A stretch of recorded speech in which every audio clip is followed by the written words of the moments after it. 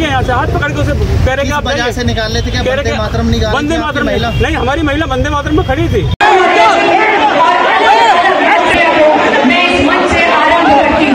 दोस्तों, मेरा नाम राशिद ज़हीर है और आप देख रहे हैं मेरा न्यूज़ चैनल जिसका नाम है न्यूज़ 9 टीवी। ये जो वीडियो आपने देखा है ये दरअसल किसी इलाके, किसी बाज़ार में मार पिटाई का नहीं है।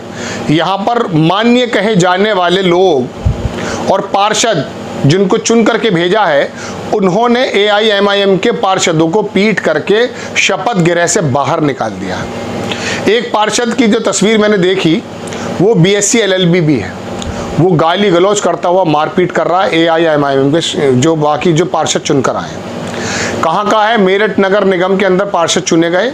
AIM का जो कैंडिडेट यहाँ पर था मेयर प्रत्याशी, उसको 1,28,000 से ज़्यादा वोट मिले। लेकिन जब वो शपथ लेने गए महिलाओं के साथ, महिलाएं भी चुनी गई हैं चूँकि, उनको वंदे मातरम को लेकर के फिर दोबारा से वही काम जो पहले समाजवादियों के साथ होता था अब इनके साथ हो रहा है।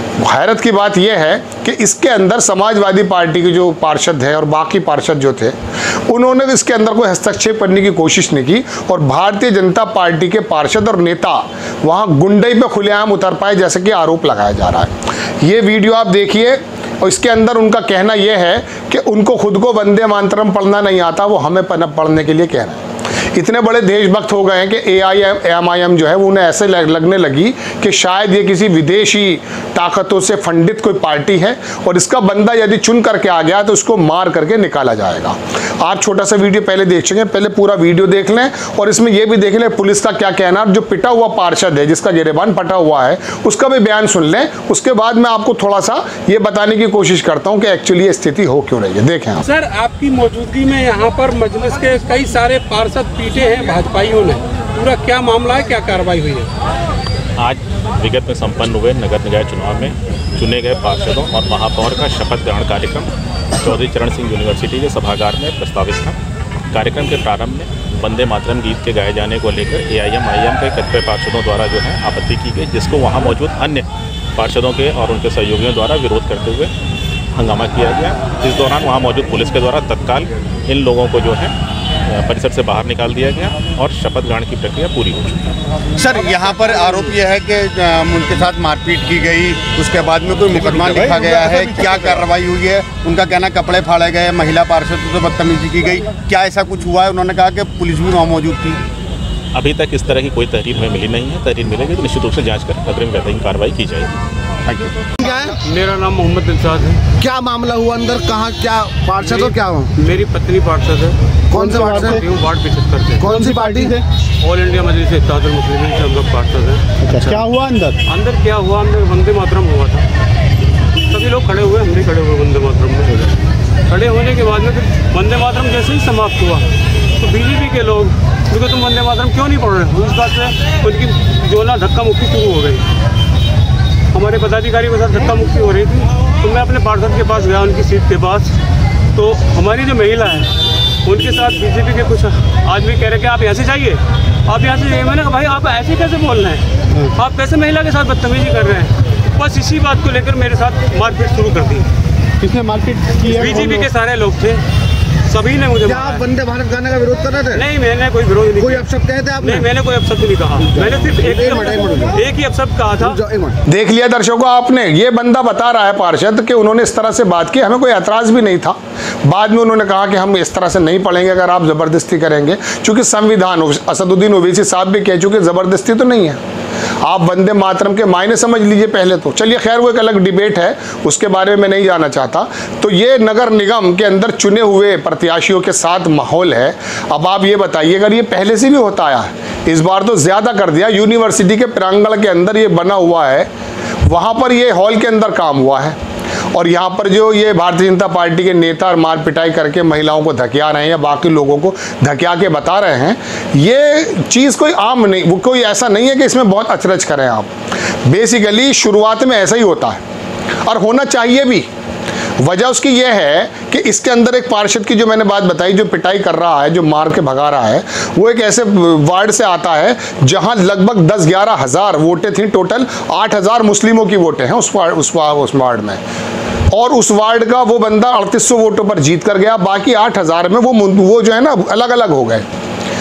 तो ये कहने का वार्ड 47 की बात मैं आपसे कर रहा हूँ, मेरठ के नगर निगम की। तो दर्शकों, वहाँ पे ये लोगों का बिखरना, 8000 वोटों में अपना कैंडिडेट ना चुना जाना और भारतीय जनता पार्टी का कैंडिडेट जीत जाना, अब उसके बाद अगर वो तुम्हारे साथ मारपिटाई करता तो मुझे तो इसमें कोई अचरज नज़र नहीं आता। वो शेर सभी लोग पढ़ते हैं कि मुत्तहिद होगे तो बदल डालोगे ज़माने का निज़ाम, और मुंतशिर हो तो पिटोगे, चिल्लाते क्यों हो? चिल्लाने की ज़रूरत नहीं है, पिटाई होगी। और ये पिटाई तो बहुत छोटी सी है, कपड़े फाड़ दिए, बाहर निकाल दिया। पिटाइयाँ तो गुजरात में हुई हैं, भागलपुर में हुई हैं, आशमपुरा में हुई हैं। और वो तमाम पिटाइयाँ इसलिए आप भूल जाते हैं क्योंकि वक्त बड़ा ज़बरदस्त मरहम होता है, और भूल जाना भी चाहिए। लेकिन कम से कम संविधान के मुताबिक उन लोगों को सज़ा का मुस्तहिक तो बना देना चाहिए। उसके लिए तालीम की ज़रूरत है, मुत्तहिद होने की ज़रूरत है, और तमाम चीज़ों की ज़रूरत है। लेकिन जब छोटे छोटे मफाद पर पार्षदी लड़ोगे, विधायकी लड़ोगे और मंत्रालय पाने के लिए अपनी कौम को धोखा दोगे, तो यही होगा। अब वो चाहे AIMIM की तरफ से जाइए आप, चाहे समाजवादी पार्टी से जाइए आप, वो तो बात ये है ना, आज मैं आपसे पार्टी की बात करने नहीं आया हूँ, ना मैं आपको मुत्तहिद होने का जो है कोई बयान देने आ रहा हूँ। बात यह है कि मुफाद परस्ती, जब अपने भाई को दीवार के ऊपर ही कत्ल कर दिया जाता है कि मैं दीवार नहीं होने दूंगा, है ना, इसी तरह की तो बातें होती हैं। मैं कब्जे करूंगा, मैं कम तोलूंगा, ये तमाम चीज़ें शामिल हैं। अब आप सोच रहे हैं कि पार्षद और मंत्री बनने के बाद आप मौलाना बन जाएंगे, नहीं। वो जो आपने गलियों में, मोहल्ले में, रोजगार में, लेन देन में जो बेईमानियां की हैं, वो बेईमानियां तो हर जगह आनी है। बस इतना ज़रूर है कि सफ़ेद कुर्ता पहन के माननीय बन जाएंगे और नेतागिरी बन जाएंगे, और जो है आसपास कह सकते हैं कि साहब लोग जो है सलाम करने लगेंगे, लेकिन फिर भी आप वही रहेंगे। तो किरदार साजी बहुत ज़रूरत है, किरदार साजी की ज़रूरत है, और किरदार साजी किसी नेतागिरी पार्टी से आती नहीं है। अब आप कहेंगे खबर ये भारतीय जनता पार्टी के पार्षदों के माध्यम से पिटाई की बताने आया है, ये कौन सा मौलाना बन गया है? बात तो इतनी है ना, जख्म खोलते समय जब सर्जन सोचता कि इसका मुझे इलाज करना है, पता चलता मल्टी ऑर्गन फेलियर है, एक जख्म नहीं है। जख्म खोलने के बाद पता चलता कितना नुकसान है। आप सोचते ये हैं कि साहब, मैं भी ये कहता हूँ आपसे, अभी मैंने कहा मुत्तहिद हो जाएंगे तो बदल डालेंगे ज़माने का निज़ाम, लेकिन मुत्तहिद कैसे होंगे? जैसे सलाउद्दीन अय्यूबी हुआ था, बहुत बड़े लश्कर को मात दे करके बैतुल मुक़द्दस को जो है उसने जो है फतेह कर लिया था। ऐसे मुत्तहिद होना है, किरदार के साथ, ईमानदारी के साथ। वो ईमानदारी किसी यूनिवर्सिटी में नहीं पढ़ाई जाती, ये ध्यान रखना। साउथ में जितना नकली नोट मिलना था, जितना जो नोटबंदी के टाइम, वो साउथ में मिला पढ़े लिखे लोगों के पास। उत्तर प्रदेश, उड़ीसा, बिहार, यहाँ जो कमज़ोर लोग थे, अनपढ़ थोड़े लोग थे, उनके पास नहीं मिला है। तो पढ़ाई लिखाई, यूनिवर्सिटी आपको इंसान नहीं बनाते। कभी आप ये सोचते हो कि पढ़ लिख जाएंगे, मैं भी पढ़ाई लिखाई की बातें करता हूँ। पढ़ाई लिखाई का मतलब क्या है? पढ़ना, इक़रा, पढ़। क्या पढ़? एक ही ज़ात है पालने वाली, वो किरदार साजी करती है ये वाली तालीम। जब आप जान लेंगे ना कि नबी ने क्या सिखाया है, इस्लाम क्या कहता है, अब पार्षद बनेंगे या डॉक्टर बनेंगे, ठेले पर सामान बेचेंगे या दुकान पर अपनी थोक का कोई सामान बेचेंगे, वहाँ पर ईमानदारी का रवैया इख्तियार होगा। फिर गैर भी कहेंगे कि इनके हाथों में चाबी दे दीजिए। हालांकि मैं इस बात को भी मना नहीं कर रहा हूँ, राजनीति भी एक ज़रूरी चीज़ है, लेकिन फिर भी कई मौक़ों पर काम होना है। ये 4-6 पार्षद या 2-4 पार्षद मारपीट करके निकाल दिए गए हैं, आपको बड़ा हैरत लग रहा होगा, आपके अंदर एक संचार पैदा करने की मैं कोशिश भी कर सकता हूँ, लेकिन नहीं साहब। मैं एक ऐसे इलाके से आता हूँ जहाँ पर बचपन में मैंने देखा कि लोगों को, जवान जवान लड़कों को इकट्ठा करके मुरादनगर की नहर पर ले जाकर गोली मार दी जाती है। मैं ऐसी जगह से आता हूँ, मुझे मालूम है क्या दर्द है। मैं ऐसी जगह से आता हूँ जहाँ पर मलियाने के अंदर सब लोग छूट जाते हैं, पता नहीं चलता कि किसी ने मारा ही नहीं है इतने लोगों को। तो ये तो ऐसे इंसिडेंट्स होते हैं और होते रहेंगे। आप सोच ये रहे हैं कि साहब ज़ख्म तो है नाक पर, अब मरहम आप कान पर लगा दें, कभी ज़िंदगी में फ़ायदा नहीं होगा। फ़ायदा तो जब होता है जब ज़ख्म की तशख़ीस भी हो और मरहम भी ठीक हो। मरहम भी ज़ख्म पर लगे और दवाई खाने भी जाए, दवाई तो लगाने लगे और मरहम को खाने लगे, ऐसा नहीं होगा। तो अब ये तो इतने बड़े एपिसोड में नहीं बता पाऊंगा कि एक्चुअली इलाज क्या है, लेकिन ख़बर ये है कि पिटाई हुई है AIMIM के पार्षदों की।